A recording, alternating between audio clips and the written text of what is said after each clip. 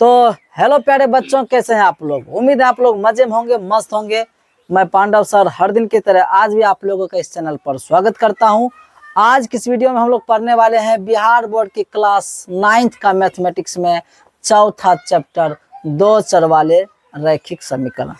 आज हम लोग इस चैप्टर का शुरुआती वीडियो बनाने जा रहे हैं। इस वीडियो में आज हम लोग दो चर वाले रैखिक समीकरण क्या है इसके बारे में पढ़ेंगे, उसकी रूपरेखा को समझेंगे, उसका व्यापक रूप कैसा होता है, किस तरह के सवाल होते हैं और इसका क्या उपयोग है। आज हम लोग इस पर बहस करेंगे।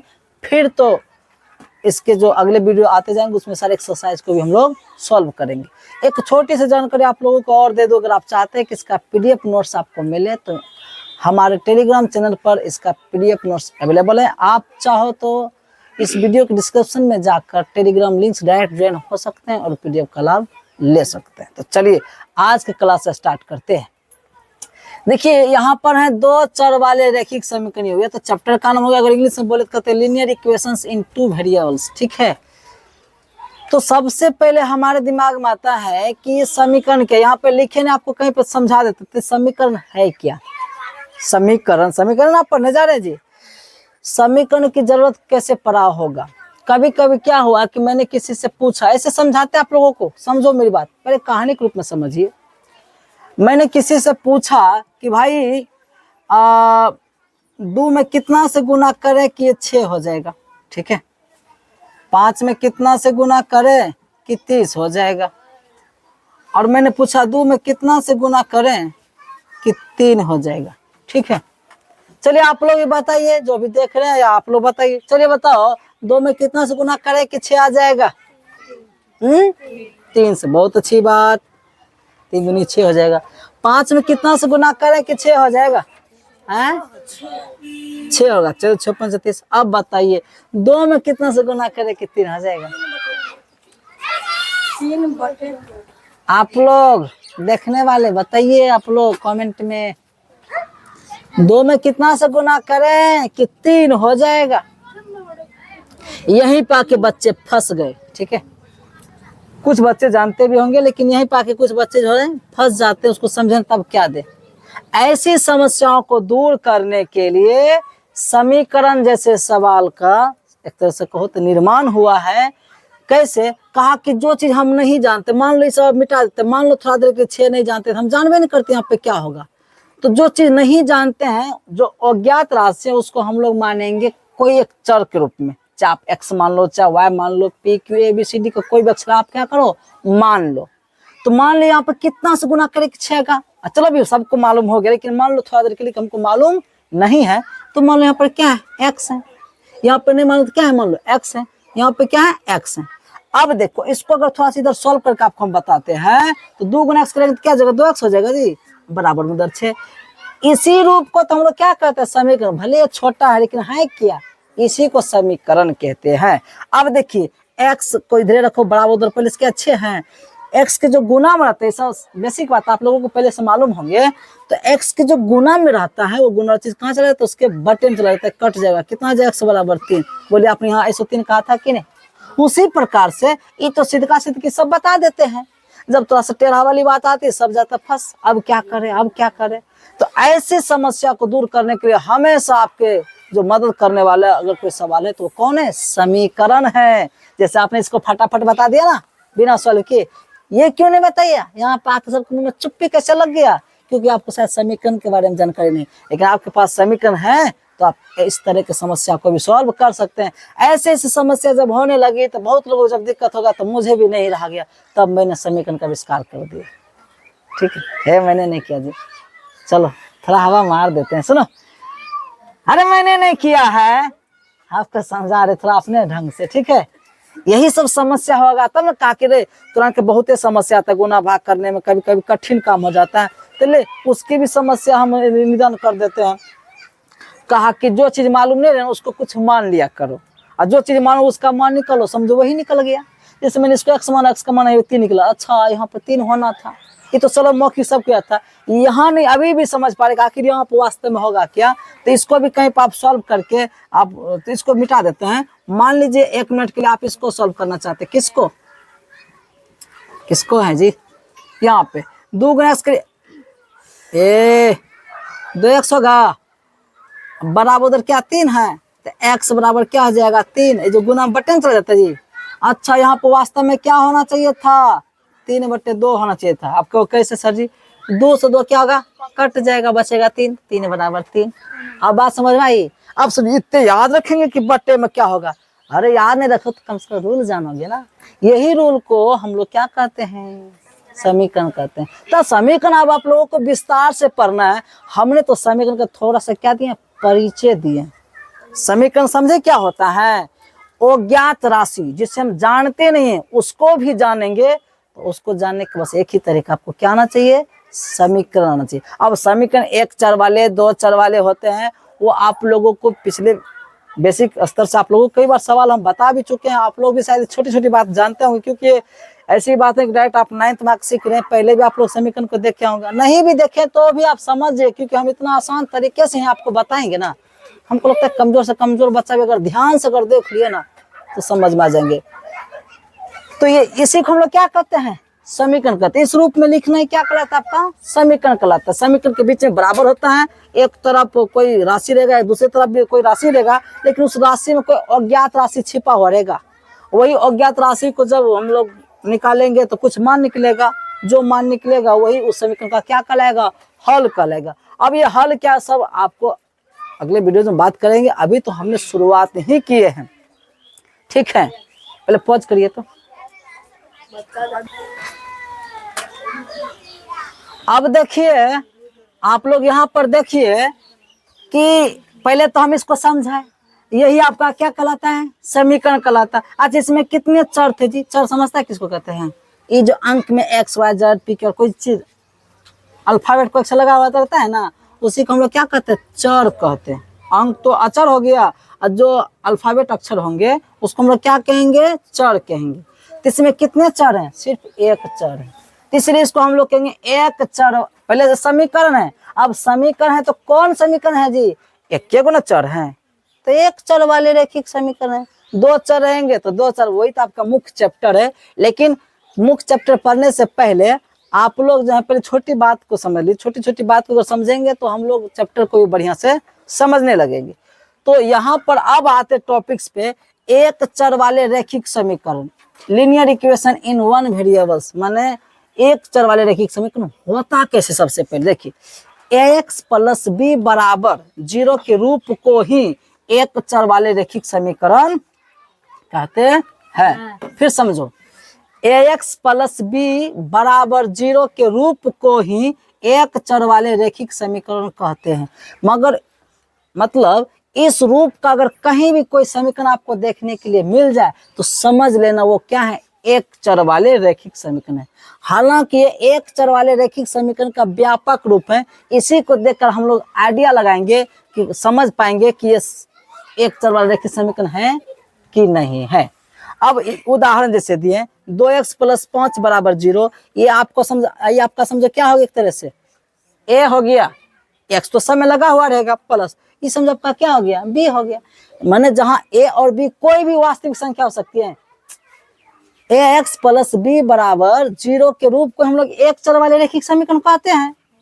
तो जहां a क्या है, b क्या है, जहां a b कोई भी संख्या हो सकती है, कोई भी संख्या हो सकती है, यहाँ पर माइनस में रहे, बटे में रहे, रूट में रहे, या कोई पूर्णांक के रूप में, दशमलव में रहे, कोई भी संख्या हो सकती है। बस रूल ये कहता है कि एक चर उसमें होना चाहिए। जैसे एक चर कम से कम x लगा हुआ है ना, हाँ। तो ax + b बराबर 0 के रूप को हम लोग क्या कहते हैं, एक चर वाले रैखिक समीकरण।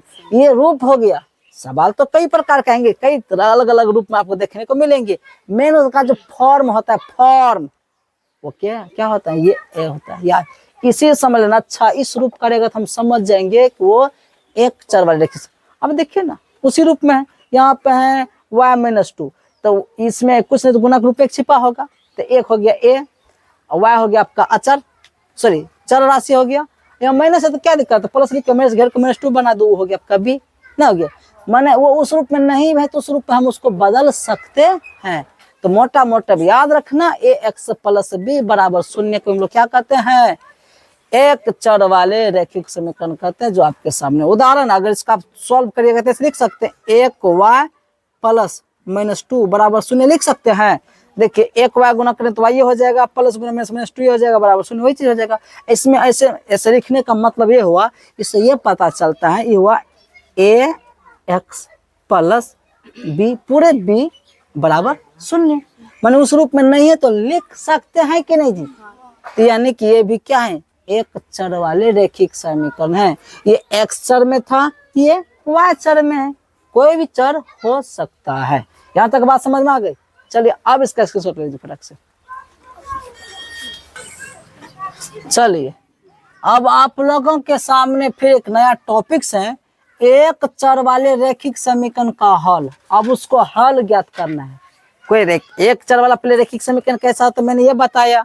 अगर एक चर वाले रैखिक समीकरण है तो उसका फिर हल भी ना निकालना है, तो हल कैसे निकालेंगे ये समझना है, ठीक है। तो यहाँ पर बताया गया है x का वह मान, अगर मान लीजिए हमारे पास कोई एक चर वाला रैखिक समीकरण ऐसा है, तब इसमें जो ये चर राशि x है, x का वह मान जो समीकरण इतना इतना को संतुष्ट करता है, तो उसे समीकरण का हल कहते हैं। माने ये जो समीकरण आपको दिख रहा है एक चर वाले रैखिक समीकरण, इस रैखिक समीकरण में x के जगह पर वह मान रखेंगे जो मान इस समीकरण को क्या कर देगा, संतुष्ट कर देगा। यानी कि ये दोनों क्या हो जाएंगे, बराबर हो जाएंगे। तब वही x का मान इस समीकरण का क्या कहलाएगा, हल कहलाएगा। अर्थात यहाँ लिखो कि जहाँ a b कोई वास्तविक संख्या, जहाँ a और b देख रहे हैं ना, वो कोई भी वास्तविक संख्या हो सकती है। वास्तविक में कुछ भी, रूट में, बट्टे में, माइनस, अभी तुरंत सब बात बताए थे ना आप लोगों को। अब देखिए तथा ध्यान रहे a बराबर 0 नहीं होना चाहिए। a बराबर क्या नहीं होना चाहिए, 0 नहीं होना चाहिए। बाकी b 0 भी हो सकता है, कोई दिक्कत नहीं, ठीक है। अब एक पॉइंट यहाँ पर, इसको आप पॉइंट बना कर चाहे तो आप याद रख सकते हैं।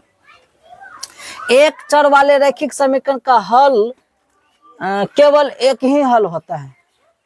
एक चर वाले जो रैखिक समीकरण होते हैं ना, उसका केवल और केवल कितने हल होते हैं, एक हल। एक हल से ज्यादा उसका हल निकल ही नहीं सकता। मैंने उसका जब भी मान निकलेगा, कितने मान, एक ही मान निकलेंगे। नहीं समझे मेरी बात?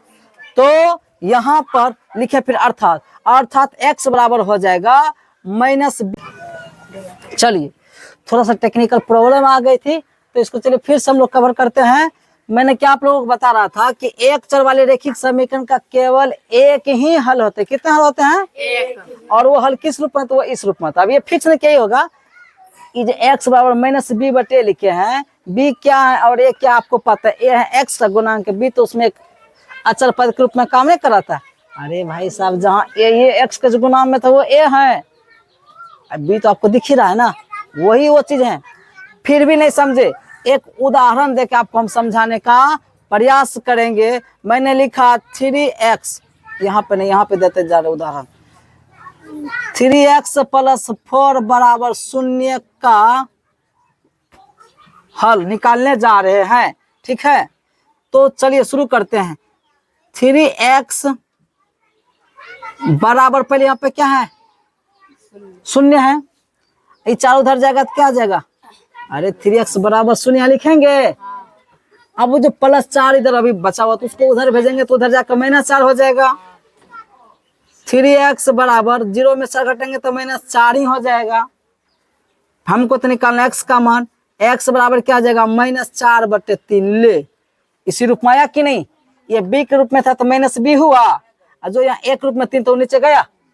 एक फॉर्म हो गया कि इस रूप में जो भी मान आएगा वो एक चर वाले रैखिक समीकरण का क्या कहलाएगा, हल कहलाएगा। लेकिन कोई जरूरी नहीं कि आपको यही याद रखना है, आप अपने समीकरण को सॉल्व करके डायरेक्ट x का मान निकाल सकते हैं, और x का जो मान निकलता है वही उस समीकरण का क्या कहलाता है, हल कहलाता है। लिखेंगे यहाँ x बराबर -4 बटे 3 ही समीकरण का क्या है, समीकरण का हल है। क्यों ये हल है, क्योंकि मैंने इसको सॉल्व किया, तो सॉल्व करने के बाद x का मान ये निकला जी, यही x का मान इस समीकरण का क्या है, हल है। उम्मीद आप लोग हल समझ गए होंगे। अच्छा एक बात बताओ, x का और कोई आप मान निकल सकते हैं क्या, नहीं निकल सकते हैं। इसलिए बोले कि एक चर वाले रैखिक समीकरण के केवल और केवल कितने हल होते हैं, एक ही हल हो सकता है। अब तुम दूसरा निकालो, निकलेगा ही नहीं। बात समझ में आई? चलिए इसका स्क्रीनशॉट लीजिए फटक से। चलिए समझो आप मेरी बात। अब है आपका दो चर वाले रैखिक समीकरण। इससे पहले हम लोग एक चर वाले पढ़े थे, अब पढ़ने जा रहे हैं दो चर वाले रैखिक समीकरण। हालांकि यही तो आपका मुख्य रूप से क्या है, चैप्टर है। वो तो बेसिक बात थी आप लोगों के लिए, जानकारी के लिए पढ़ा है।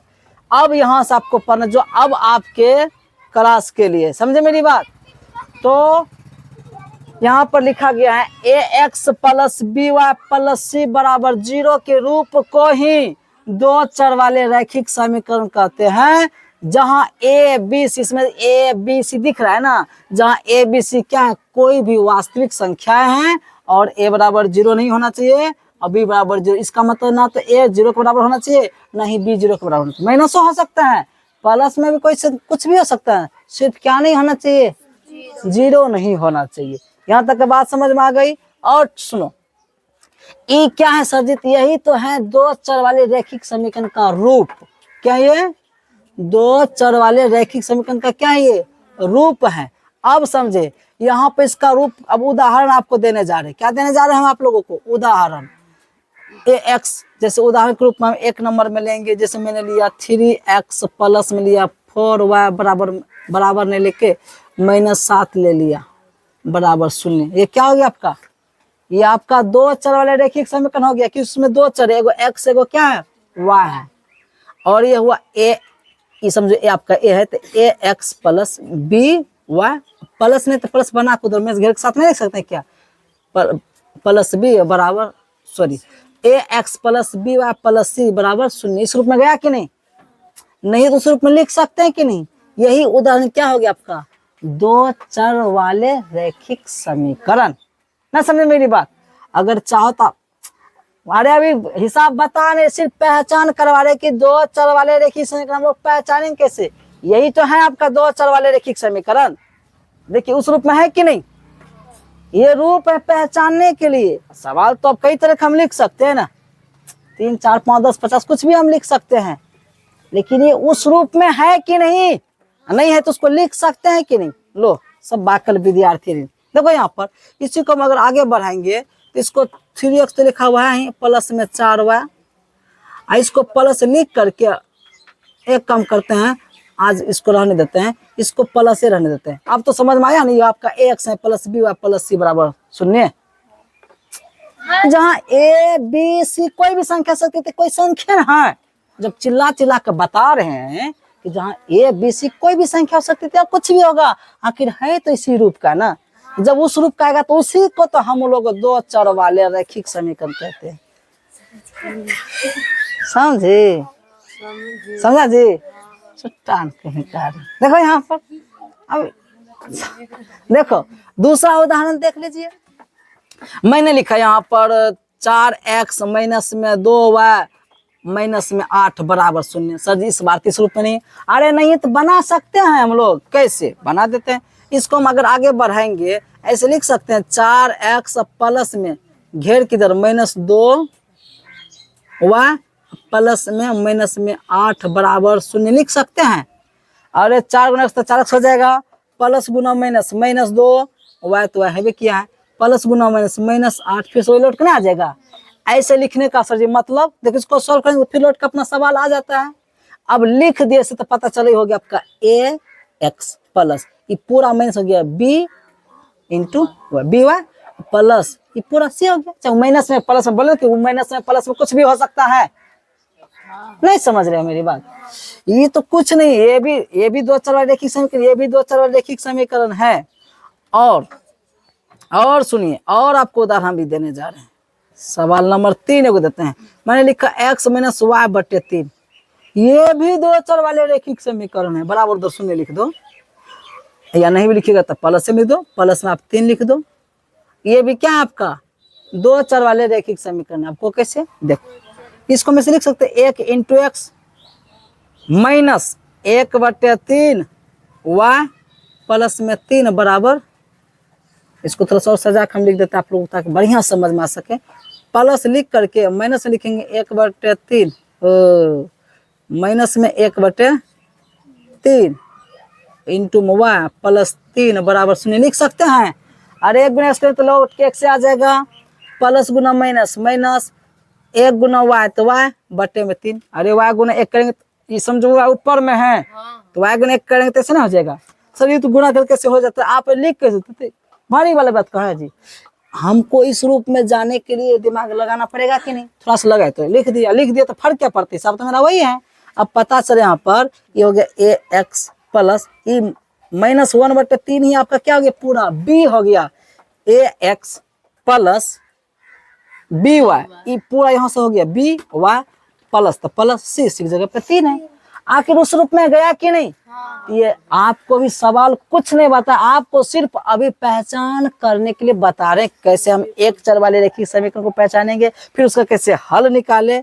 यहाँ पर आपने 2 चर वाले रेखिक समीकरण का रूप देखा कि किस तरह के 2 चर वाले रेखिक समीकरण होते हैं, किस रूप में दिखते हैं, तो आपको दिखा भी दिया है। सिर्फ आपको पहचान करने पर आधारित अभी आप लोग बताएं। अब हम लोग एक्सरसाइज में जाते हैं, पहले आप इसका स्क्रीनशॉट ले लीजिए। चलिए अब हम लोग आ जाते हैं प्रश्नावली 4.1 में। चलिए शुरू करते। कहते हैं एक नोटबुक की कीमत एक कलम की कीमत से दोगुनी है। कहीं पे कोई नोटबुक है उसकी कीमत जो है ना कलम की कीमत से क्या है दुगुनी है। अगर मान लो कलम की कीमत 10 रुपया का तो नोटबुक की कीमत 20 रुपया हो जाएगी, उसका दुगुना है। फिर कहता है इस कथन को निरूपित करने के लिए 2 चर वाला एक रेखिक समीकरण लिख। अच्छा माने आपको ये जो भाषा पढ़ी इस भाषा को पढ़ के आपको कहा गया कि आप 2 चर वाले रेखिक समीकरण के रूप में लिखिए। तो चलो, और आपको उसने हिंट्स भी दे दिया कि कहता है कि आप मान लीजिएगा कि नोटबुक की कीमत क्या रुपया है x रुपया है, अर्थात कलम की कीमत क्या रुपया है y रुपया है। वो पहले से माना हुआ है ही, तो हम लोगों को ज्यादा करना है नहीं, लिखेंगे प्रश्न से। कहाँ से पहले इसको हम हल करने जा रहे हैं, ठीक है। तो हल में प्रश्न से हमको ये बताया गया है। एक तरफ लिखेंगे नोटबुक, मैंने क्या लिखा नोटबुक लिख दिया एक तरफ, और एक तरफ मैंने क्या लिख दिया कलम न है, हाँ कलम है, मैंने एक तरफ कलम लिख दिया। प्रश्न से यहाँ पे एक चीज और लिखना था, प्रश्न से नोटबुक की कीमत नोटबुक की जो कीमत है